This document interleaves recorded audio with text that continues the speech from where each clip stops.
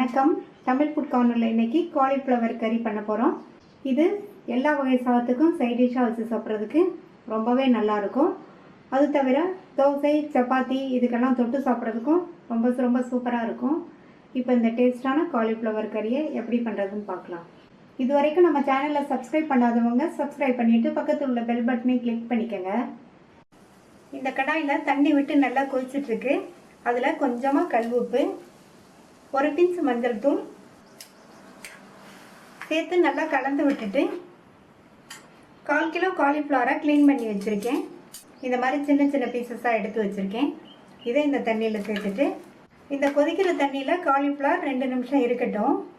காலிஃப்ளவரில் உள்ள கண்ணுக்கு தெரியாத பூச்சியெல்லாம் தண்ணியில் விழுந்து காலிஃப்ளவர் சுத்தமாயிரும். இப்போ 2 நிமிஷம் ஆச்சு. ஸ்டவ் ஆஃப் பண்ணிவிட்டு இந்த காலிஃப்ளவரை தனியாக எடுத்து வச்சிடலாம்.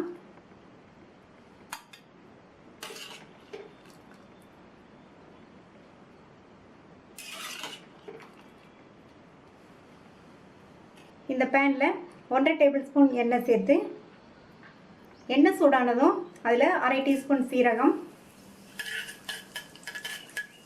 நல்லா பொரிஞ்சிருச்சு. இதில் கட் பண்ண 2 பச்சை மிளகாய்,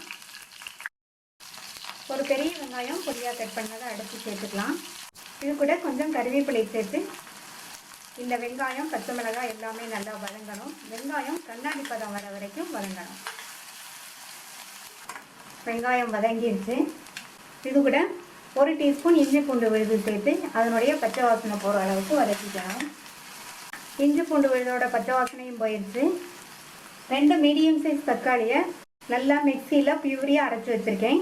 அதை சேர்த்துட்டு இது கூட 1/4 டீஸ்பூன் மஞ்சள் தூள், 1 டீஸ்பூன் தனி மிளகாத்தூள், 2 டீஸ்பூன் கொத்தமல்லி தூள், 1/2 டீஸ்பூன் சோம்பு தூள், இந்த கிரேவிக்கு தேவையான அளவு உப்பையும் சேர்த்து ஒரு தடவை கலந்து விட்டுட்டு இதனுடைய பச்சை வாசனை போகிற வரைக்கும் இருக்கட்டும்.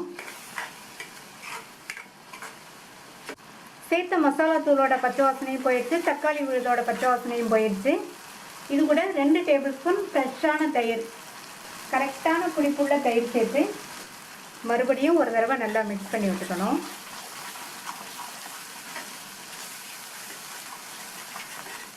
அடுத்து காலிஃப்ளவரை சேர்த்துடலாம்.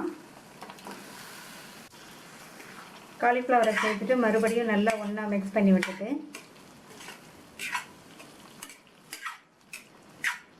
இது கூட 1/2 டீஸ்பூன் கரம் மசாலா தூளையும் சேர்த்து மறுபடியும் ஒரு தடவை மிக்ஸ் பண்ணி விட்டுடலாம். அடுத்து தண்ணி சேர்க்கணும்.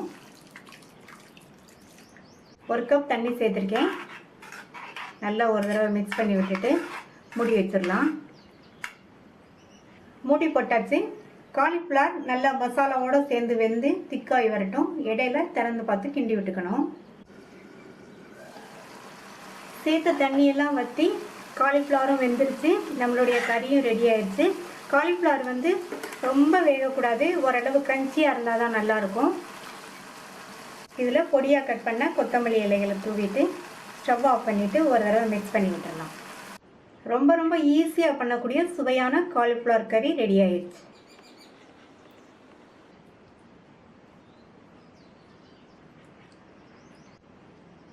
இந்த டேஸ்டான காலிஃப்ளவர் கறியை ட்ரை பண்ணி பார்த்துட்டு உங்கள் கமெண்ட்ஸை சொல்லுங்கள். தேங்க்யூ.